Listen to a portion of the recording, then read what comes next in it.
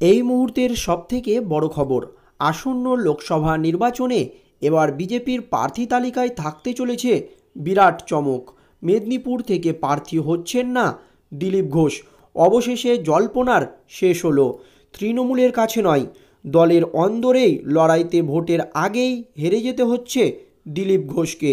শেষ মুহূর্তের পরিকল্পনায় নাটকীয় কিছু ঘটনা ঘটে গেল। মেদিনীপুর লোকসভা আসনে দ্বিতীয়বার লড়ার সুযোগ পাচ্ছেন না দিলীপ। বিজেপি সূত্রে জানা গিয়েছে, মেদিনীপুরের আসনে প্রার্থী হচ্ছেন প্রাক্তন আইপিএস অফিসার ভারতী ঘোষ এবং নিমরাজি। দিলীপকে অন্য আসন থেকে লড়ার সিদ্ধান্ত বিজেপির কেন্দ্রীয় নেতৃত্ব চূড়ান্ত করেছে বলে জানা গিয়েছে। সেটা বাস্তবায়িত হয়ে গেল। দিলীপকে প্রার্থী করার কথা বর্ধমান দুর্গাপুরের আসন থেকে। সেক্ষেত্রে সুতোয় ঝুলছে প্রাক্তন কেন্দ্রীয় মন্ত্রী সুরেন্দ্র সিং এর ভাগ্য।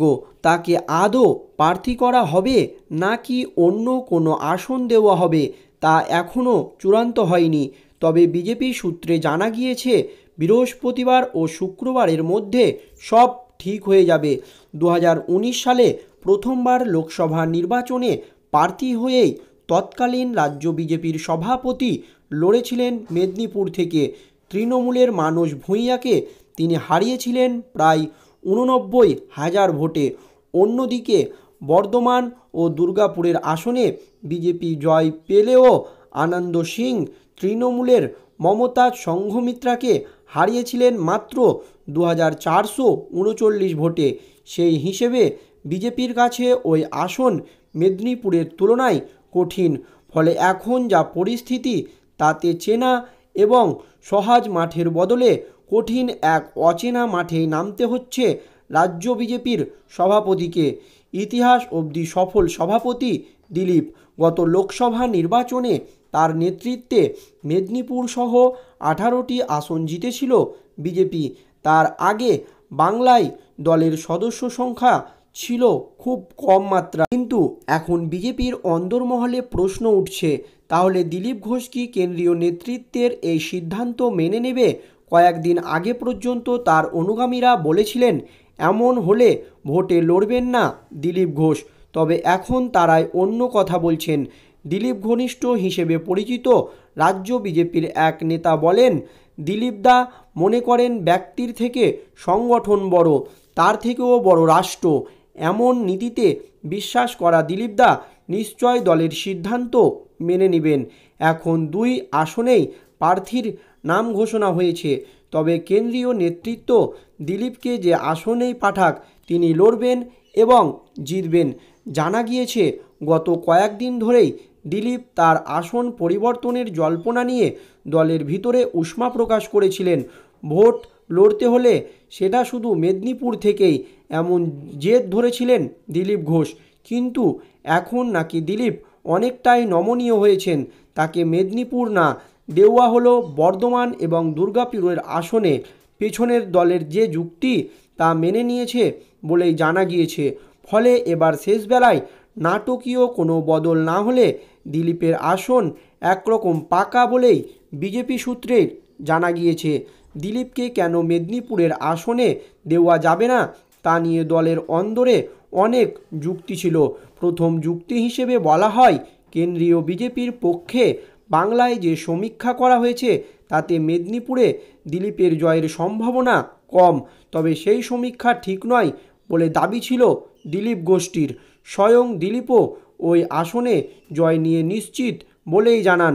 গত 1 বছর তিনি টানা ওই আসনে জনসংযোগের কাজ চালিয়ে গিয়েছে, প্রায় সব গ্রামে গিয়েছেন। তবে বিজেপির কাছে আরও একটি বাধ্যবাধকতা ছিল। 2019 সালের ঘাটাল লোকসভা আসন থেকে তৃণমূলের অভিনেতা প্রার্থী দেবের কাছে হেরেছিলেন ভারতী। 2014 সাল থেকেই দেব ওই আসনে জয়ী হচ্ছেন। এবার তিনি প্রার্থী হবেন না বলে প্রথমেই জানিয়েছিলেন। পরে তৃণমূল তাকে প্রার্থী করলে বিজেপিকে অঙ্ক বদলাতে হয়। 2014 সালে ওই আসনে 4 নম্বরে থাকা বিজেপি 2019 সালে 2 নম্বরে উঠে এলেও পরাজয়ের ব্যবধান ছিল প্রায় 1,08,000 ভোট। এবার দেবের বিরুদ্ধে শক্তিশালী লড়াই দিতে বিজেপি অভিনেতার পাল্টা অভিনেতাকেই প্রার্থী করেছে। খড়গপুর সদর বিধানসভার বিধায়ক হিরণ চট্টোপাধ্যায়কে দেবের বিরুদ্ধে ঘাটাল থেকে প্রার্থী করা হয়েছে। তবে সর্বশেষ যে যুক্তি দেওয়া হয়েছে তাতে বলা হয়েছে তৃণমূল মেদিনীপুরে একজন মহিলাকে প্রার্থী করেছে, তাই মহিলা ভারতী বিপক্ষের মহিলা জুন মালিয়ার বিরুদ্ধে ভালো লড়াই দিতে পারবেন।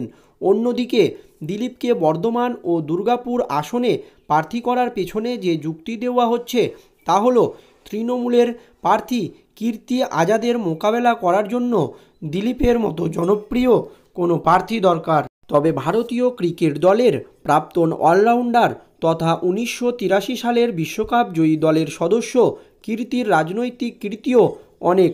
1999, 2009 এবং 2014 সালে বিজেপির টিকিটে বিহারের দারভাঙ্গা আসন থেকে জয়ী হন রাজ্যের প্রাক্তন মুখ্যমন্ত্রী ভগবত ঝা এবং আজাদের পুত্র কীর্তি। কিন্তু 2015 সালে তৎকালীন অর্থমন্ত্রী অরুণ জেটলি সম্পর্কে কিছু মন্তব্যের জন্য বিজেপি তাকে বহিষ্কার করে।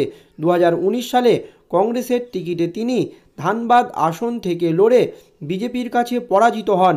এরপরে তৃণমূলে যোগদান। গোয়ায় দায়িত্বপ্রাপ্ত এবং বর্ধমান ও দুর্গাপুরের আসনে ঘাসফুলের প্রার্থী। বিজেপির কীর্তিকে কঠিন প্রতিদ্বন্দ্বী মনে না করলেও দিলীপকে সেই আসনে লড়াইয়ে চায় উচ্চ নেতৃত্ব। কিন্তু সেটা হলে কেন্দ্রীয় মন্ত্রী সুরেন্দ্র সিংয়ের কী হবে? 2014 সালে দার্জিলিং থেকে জিতে কেন্দ্রীয় মন্ত্রী হওয়ায় বাংলায় একমাত্র শিখ সাংসদ তিনি। তাকে কি লোকসভায় পাঠাতে চান না বিজেপি, নাকি তার আসন বদলে যাবে?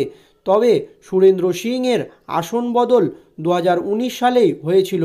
সেবার অবশ্য তিনি নিজেই দার্জিলিংয়ের পাহাড় থেকে সমতলে নামতে চেয়েছিলেন, কিন্তু এবার তাকে আসানসোল থেকে প্রার্থী করা হতে পারে বলে রাজ্য বিজেপির কোনো মহলে আলোচনা হলেও নিশ্চিত করে এখনও কিছু বলা যাচ্ছে না। কারণ ওই আসনে তৃণমূলের শত্রুঘ্ন সিনহার বিরুদ্ধে কোনো তারকা প্রার্থীকে চাইছে বিজেপি। প্রথমে ভোজপুরি সঙ্গীত শিল্পী পবন সিংয়ের নামও ঘোষণা করা হয়েছিল, তিনি সরে দাঁড়ানোর পরে অন্য তারকার খোঁজ চলছে। ফলে দিলীপের মতোই কেন্দ্রীয় মন্ত্রী সুরেন্দ্র সিংয়েরও জিতা আসন মিলবে কিনা তা নিয়ে উঠছে প্রশ্ন। পরবর্তী আপডেট পেতে আমাদের ভিডিওটিতে একটি লাইক দিয়ে চ্যানেলটি সাবস্ক্রাইব করে রাখুন। ধন্যবাদ।